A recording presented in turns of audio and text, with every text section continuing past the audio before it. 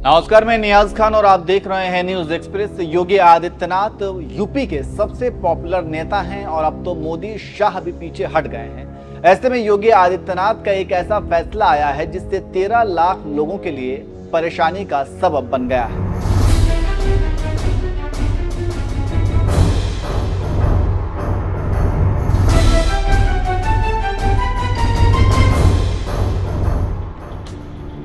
योगी आदित्यनाथ मोदी के पैरेलल नेता बनकर उभरे हैं। योगी को हटाने का जो 2 महीने मोदी शाह ने प्रपंच रचा है वो अब फेल हो गया है और मोदी शाह ने भी कदम पीछे खींच लिए हैं।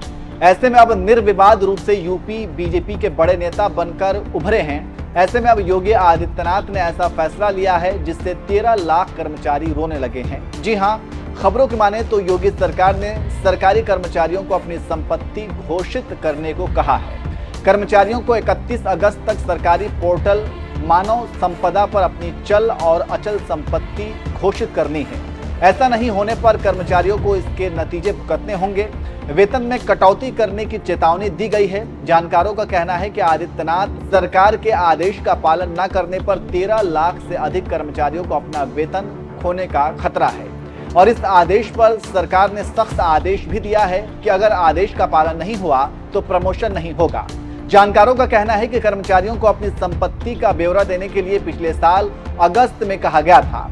तब समय सीमा 31 दिसंबर तय की गई थी, लेकिन जब कर्मचारियों ने उस समय सीमा के भीतर अपनी संपत्ति का ब्यौरा देने में असमर्थता जताई तो फिर सरकार ने समय सीमा को कई बार बढ़ाया।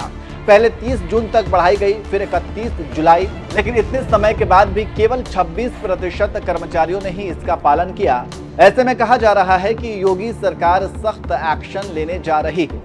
मीडिया में छपी खबरों की माने तो अब सरकार ने 17 अगस्त के आदेश में कहा है कि निर्देशों के बावजूद कर्मचारियों ने अपनी संपत्ति की घोषणा नहीं की है और अगर लास्ट तारीख 31 अगस्त तक जानकारी नहीं देने वाले कर्मचारियों की सैलरी कटेगी। यह आदेश सभी विभागों के जिलाधिकारियों को भेज दिया गया है। बस इसी आदेश से 13 लाख कर्मचारियों में हड़कंप मचा हुआ है और कर्मचारी सोच रहे हैं कि वो क्या करें। मुख्य सचिव मनोज कुमार सिंह ने साफ तौर पर कहा है कि 31 अगस्त तक संपत्ति का विवरण देने वालों को ही वेतन अगस्त का मिलेगा, वरना सभी का वेतन रोक दिया जाएगा। इससे आप समझ सकते हैं कि कैसे योगी का एक फैसला कर्मचारियों पर भारी पड़ रहा है और क्यों।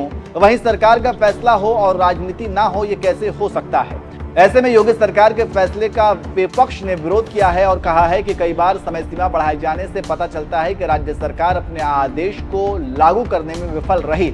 अब देखना होगा कि आगे सैलरी कटती है या बचती है और ये मुद्दा आगे कितना दूर तक जाता है।